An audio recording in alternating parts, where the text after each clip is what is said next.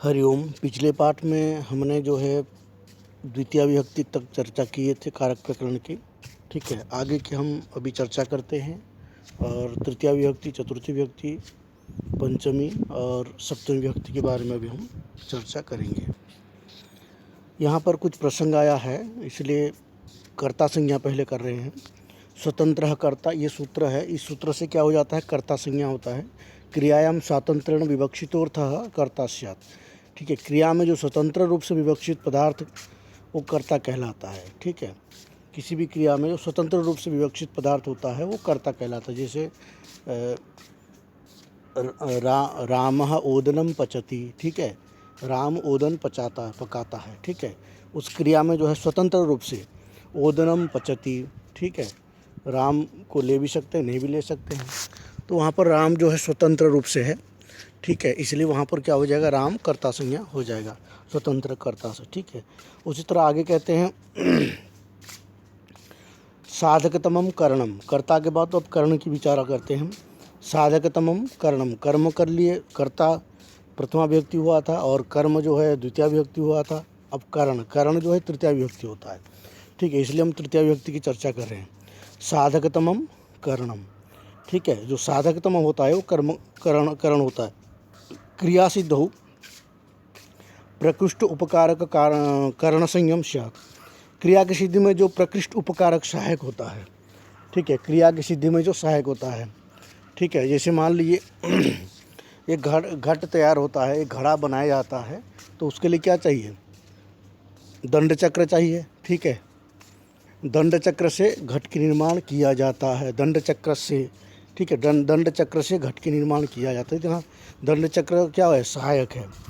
तो उसी प्रकार जो है वो क्या हो जाएगा, करण हो जाएगा। आगे हम देखेंगे कर्तृकरण एवं स्थितिक्रिया। जब करण होता है तो तृतीय विभक्ति होता है। ठीक है, जब करण होता है तो कौन सा विभक्ति होता है, तृतीय विभक्ति होता है।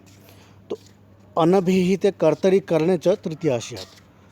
अनुक्त कर्ता अनुक्त हो। ठीक है, और करण में तृतीय विभक्ति हो जाती है। जैसे रामेण बाणेन हतो वाली, यहाँ दृष्टांत क्या दिया, रामेण बाणेन हतो वाली, राम के बाण के द्वारा बाली का वध हो गया। ठीक है, बाली का मृत्यु हो गया।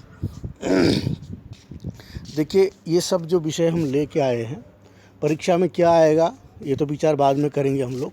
पहले कम से कम सामान्य रूप से कारक प्रकरण को समझ लें, थोड़ा बहुत जान लें, तो जितना भी हो सकता है हम इसको सुने। ठीक है, और जो थोड़ा थोड़ा प्रथमा विभक्ति क्या है, द्वितीय विभक्ति क्या है, तृतीय विभक्ति क्या है और कहाँ कहाँ प्रथमा द्वितीय तृतीय होता है, सामान्य रूप से सुन ले, तो अगर इससे कहीं प्रश्न आता है तो हम आसानी से कर सकते हैं। ठीक है, कठिनाई यहाँ नहीं है। ठीक है, कठिनाई कहाँ है हम बताएंगे अगले वीडियो में। ठीक है, अगले वीडियो जब बनाएंगे, लेकिन इन सब को आप एक बार पढ़िए ज़रूर। जब थोड़ा बहुत सुनेंगे तभी तो उसका जब निष्कर्ष आएगा तो उसको समझ सकते हैं। ठीक है, जो सिद्धांत कौमुदी पढ़े हैं उनके लिए तो कोई दिक्कत नहीं है, वो तो उनको तो ये वीडियो देखने की भी ज़रूरत नहीं पड़ेगी। ठीक है, वो आराम से जो है पुस्तक पढ़ करके समझ सकते हैं। लेकिन जो लघु सिद्धांत कौमुदी ही पढ़े हैं, सिद्धांत कौमुदी नहीं पढ़े हैं, उनके लिए ये ज़रूरत होगी कि और क्या क्या सूत्र और वार्तिक आते हैं। ठीक है, कारक के लिए तो अगर सामान्य रूप से थोड़ा सा पढ़ लेंगे तो अगले बार जब हम इसका निष्कर्ष निकालेंगे, एक या दो वीडियो में हम इसका निष्कर्ष लाएंगे, जिसमें किसका योग में कौन सा विभक्ति होता है, संक्षिप्त में। केवल हम वहाँ पर नोट्स करके वहाँ पुस्तक नहीं लेंगे हम, ना हम वहाँ पर ज़्यादा कुछ मटेरियल लेंगे। वहाँ हम खुद नोट करेंगे कि प्रथमा विभक्ति कहाँ कहाँ होता है, द्वितीय विभक्ति कहाँ कहाँ होता है, तृतीय विभक्ति कहाँ कहाँ होता है, उसमें दृष्टांत क्या क्या है, इम्पोर्टेंट दृष्टांत क्या क्या है, उसको उन सब को हम वहाँ पर जो है दृष्टांत के रूप में लेंगे, ताकि अगर उनसे प्रश्न आता है, जैसे पिछले बार आया था अधिक के युग में कौन सा विभक्ति होता है, तो इसी तरह वहाँ पर जो भी शब्द है सिद्धांत कौमुदी में उन सब को हम लेंगे, तो एक भी शब्द जो है कारक प्रकरण का छूटेगा नहीं। ठीक है, उन सब को लेंगे और उसी के ऊपर हम बताएंगे कि ये शब्द की योग होने पर ये विभक्ति होता है। जहाँ पर विकल्प होता है, जहाँ पर जैसे भी होता है, उस सब को हम अलग से लेंगे। तो उस निष्कर्ष को समझने के लिए आपको इन वीडियो को थोड़ा देखना पड़ेगा, जो द्वितीय विभक्ति तृतीय विभक्ति, तभी जाकर वो आप समझ सकते। नहीं तो फिर आप वहाँ बोलेंगे कि ये तो समझ में ही नहीं आ रहा है, क्योंकि पहले उसका नॉलेज हो तब उसका निष्कर्ष निकाल सकते हैं। पहले आप पढ़े हैं तभी जाके उसका निष्कर्ष निकालेंगे तो वो आपको समझ में आ जाएगा। ठीक है, कोई व्याकरण नहीं पढ़ा है और उसको हम इसी तरह से बताने लग जाएं, वो तो समझ में नहीं आएगा। इसके लिए तो प्रक्रिया रूप से पढ़ना पड़ेगा। तो इसलिए जो है सामान्य रूप से यहाँ पर हम इसको बता रहे हैं। देखिए यहाँ पर एक वार्तिक आया है, प्रकृत्यादिभ्य उपसंख्यानम, ठीक है, प्रकृत्यादिभ्य उपसंख्यानम, प्रकृति स्वभाव आदि शब्दों से तृतीया विभक्ति हो जाती है। प्रकृति जो है ना, प्रकृति और स्वभाव आदि शब्दों से क्या हो जाता है, तृतीया विभक्ति। देख सकते हैं, प्रकृत्या चारुः, प्रायण याज्ञिकः, ठीक है, प्राय याज्ञिक है, गोत्रेण ग्राग्र्यः, ठीक है, समने इति, समान इति, समगति से चलता है, विषमेण वर्षे, ठीक है, यहाँ पर विषमेण भी कौन सा हो गया, तृतीया विभक्ति। विद्रोणेन धान्यम क्रीणाति, 2 द्रोण धान्य खरीदता है, दुखेन वा इत्यादि, ठीक है, इस तरह से तृतीया विभक्ति हो जाता है। उसके बाद आता है सूत्र है दिवः कर्म च, दिवः साधकतमं कारकम कर्म संज्ञं स्यात् कर्ण संज्ञम च, यहाँ पर कर्म संज्ञा भी होता है और कर्ण संज्ञा भी होता है। इस सूत्र से दिवः कर्म च से दिव धातु से साधन की कर्म संज्ञा हो जाती है और कर्ण संज्ञा भी हो जाती है दिव धातु से। अक्षय रक्षान्मा दिव्यति, ठीक है, पासों से खेलता है, तो यहाँ पर ये कर्ण संज्ञा और कर्म संज्ञा दोनों हो गया। अपवर्ग तृतीया, अब आते हैं अपवर्ग तृतीया। अपवर्ग होता है मोक्ष, ठीक है, अपवर्गम फल प्राप्ति तस्याम द्वितीयायाम कालाद्भनो अत्यंत संयोग तृतीया स्यात्, ठीक है, जहाँ पर अपवर्ग मोक्ष फल की प्राप्ति या द्योतक हो और काल का द्योतक हो, तो वहाँ मार्गवाची, कालवाची ये सब द्योतक हो, तो वहाँ पर क्या हो जाता है, तृतीया विभक्ति हो जाता है। और ये द्वितीय का भी बोध हो के ऐसे कह रहा है।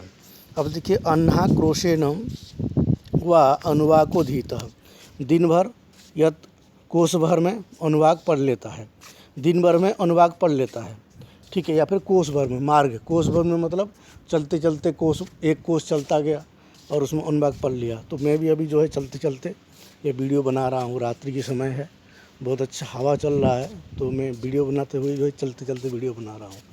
कमरे में बहुत गर्मी था तो मैं बाहर आ गया छत में और मैं चलते चलते वीडियो बना रहा हूँ। तो ये इसी तरह जो है कोस भर में चलते चलते वीडियो बना लिया, चलते चलते रिकॉर्डिंग कर लिया, या फिर चलते चलते अनुवाद पढ़ लिया, ठीक है। इस तरह से यहाँ अन्ना क्रोशेन व अनुवाको धीता, ठीक है। द्वादश वर्षे व्याकरणम श्रूयते, 12 वर्षों में व्याकरण सुना जाता है, ठीक है। तो यहाँ पर जो है वर्षे ही, यहाँ पर तृतीया विभक्ति है। सहयुक्त अप्रधान तृतीया, ठीक है। सहयुक्त अप्रधान च, सहयुक्त अप्रधान, ये ध्यान रखिए, सहयुक्त तृतीया आता है ना, बहुत सारी जगह में आपने पढ़े होंगे। बिना योगे तृतीया, सहयोगे तृतीया, ठीक है। जैसे चतुर्थी आएगा तो वहाँ हम पढ़ेंगे नमः स्वस्ति स्वधा, ये सब की योग में चतुर्थी होता है। तो यहाँ पर भी जो है सहयोग तृतीया है, बिना की योग में भी तृतीया होता है, ठीक है। सहयोग में तृतीया हो जाता है। तो पुत्रेण सहागत पिता, पुत्र के साथ पिता आ गया, ठीक है। एवं शाकम सार्धम समयोगेपि, एवं शाकम सार्धम समयोगेपि बिनापि तदयोगे तृतीया, ये देखो लिखा हुआ है ना, बिनापि तदयोगे तृतीया, बिना के योग में भी तृतीया हो जाता है, ठीक है। येनांग विकारः, ये सूत्र है। येनांग विकारः, येनांगनः विकृतेन अंगिनो विकारो लक्ष्यते तस्तृतीया स्यात्, विकार लक्षित होता है उस अंगवाचक शब्द की तृतीया विभक्ति हो जाती है। जैसे अक्षणा काणः, ठीक है, आँख से काणा है।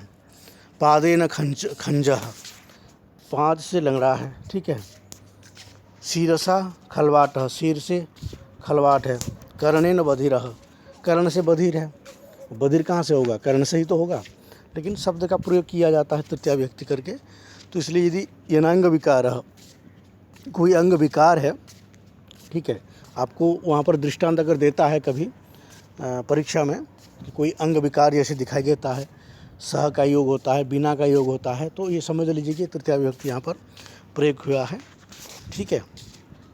इत्थम भूत लक्षण, किंचित प्रकार प्राप्तस्य लक्षण तृतीया स्यात्। इत्थम भूत लक्षण, कुछ प्रकार की जो लक्षण होता है उनमें तृतीया हो जाता है। जैसे किसी विशेष दशा की प्राप्ति का बोध कराने वाले जो चिन्ह होता है उसमें तृतीया विभक्ति हो जाती है। जैसे मान लीजिए कोई एक ऋषि है, ठीक है, तपस्या करने वाला ऋषि है, ठीक है। अगर उसका जटा वटा बहुत सारे बना हुआ है और वो जटा बिल्कुल लंबा चौड़ा है, फैला हुआ है, तो उसको देख करके आप क्या कहेंगे, ये कोई तपस्वी महात्मा है। क्यों? क्योंकि ये अपने जटा का भी संभाल नहीं कर पा रहे हैं, यानी कि ये तपस्या में इतना लीन है कि इनको अपने जटा का भी ध्यान नहीं है और जटा जो है अस्त व्यस्त पड़ा हुआ है। ठीक है, जटा बन गया है, जो केस है वो जटा बन गया है। तो जटाभिस्तापसः, ठीक है, क्या आ रहा है? जटाभिस्तापसः। उसके बाद है संयोन्यतरस्याम कर्मणि, ठीक है, संयोन्यतरस्याम कर्मणि संपूर्वस्य जानते कर्मणि तृतीयवा स्यात्। ठीक है, संपूर्व जानते कर्मणि तृतीयवा स्यात्। सम उपसर्ग पूर्व ज्ञान धातु से कर्म के विकल्प में तृतीया हो जाती है, पक्ष में द्वितीया। ठीक है, पितरम व संजानेति, पितरा पितरम व संजानेति, पितरा पितरम।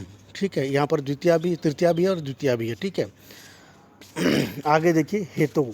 हेतु ये सूत्र है, हेतु अर्थ तृतीया साथ। हेतु का अर्थ में तृतीया हो जाता है, हेतु के अर्थ में तृतीया विभक्ति हो जाती है और वही करण है तृतीया विभक्ति जो होती है। दंडेन घटः, दंड से घट बनता है। ठीक है ना। अब दंड से कैसे घट बनेगा? क्योंकि दंड तो घट नहीं बना सकता, तो दंड चलाने से दंड चक्र आदि की जो क्रिया है उससे क्या हो जाएगा? घट बन जाता है। ठीक है, पुण्येनो दृष्टो हरिः, पुण्येनो दृष्टो हरिः। पुण्य से, पाप से तो क्या होता है? नरक जाते हैं, और पुण्य होता है तो उससे भगवान के दर्शन होते हैं। तो पुण्येनो दृष्टो हरिः अध्ययनेन बसति, अध्ययन के द्वारा बसता है, अध्ययन के लिए बसता है, अध्ययन के प्रयोजन से। ठीक है, तो यहाँ प्रयोजन अर्थ हो गया, प्रयोजन से बसता है। उसके बाद देखिए गम्यमानापि क्रियाकारक विभक्तो प्रयोजिका, गम्यमानापि क्रियाकारक विभक्तो प्रयोजिका। यदि क्रिया का वाक्य में प्रयोग न हो और वह गम्यमान हो तो कारक विभक्ति में प्रयोजिका प्रयोजिका हो जाता है। ठीक है, अलम श्रमेण साध्यम नास्ति इत्यर्थ। सतेन वत्सा अन्याययति पयः। ठीक है, आगे वो वार्तिक आ रहा है। अशिष्ट व्यवहार दान प्रयोगे चतुर्थी तृतीया, ये चतुर्थी अर्थ में तृतीया होता है। ठीक है, अर्थ चतुर्थी का है लेकिन प्रयोग क्या होगा? तृतीया का।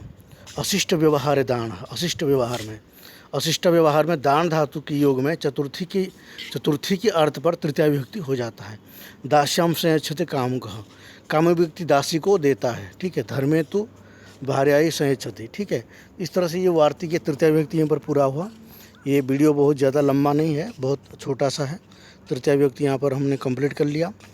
ठीक है, एक्चुअली मैं चाहता था कि द्वितीया तृतीया ये सब एक ही वीडियो में आए, लेकिन जो पहला वीडियो है बहुत लंबा हो गया।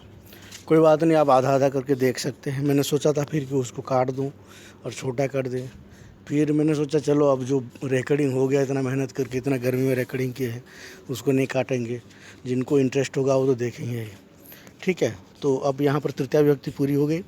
अब हम चतुर्थी, पंचमी और सप्तमी 3 विभक्ति है, कोशिश करेंगे वो तीनों विभक्ति एक साथ आ जाए आधे घंटे के अंदर, तो वो एक साथ ले लेंगे।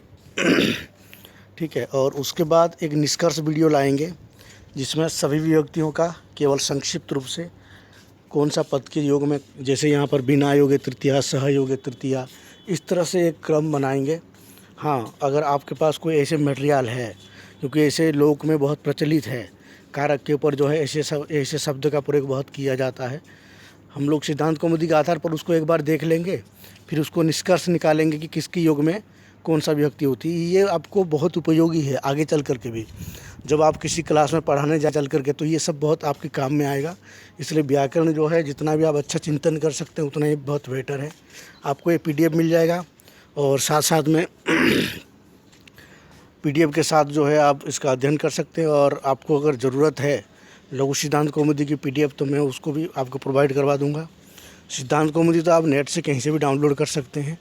ठीक है, हाँ, मेरे पास उसका एक गूगल का अच्छा वर्जन है जिसमें अच्छी क्लियरिटी भी है, थोड़ा बहुत क्लियरिटी है, और उसमें टीका भी है सिद्धांत कौमुदी का, पूरे के पूरे एक ही में है, सब के सब।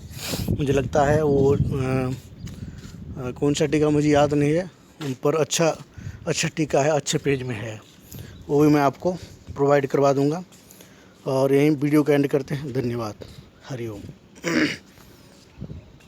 हाँ, एक बात मुझे कहना था कि अगले जो टॉपिक आने वाला है थोड़ा गंभीर विषय है, इसलिए बस सोचना पड़ता है कि किस प्रकार से हम ये वीडियो लाएं।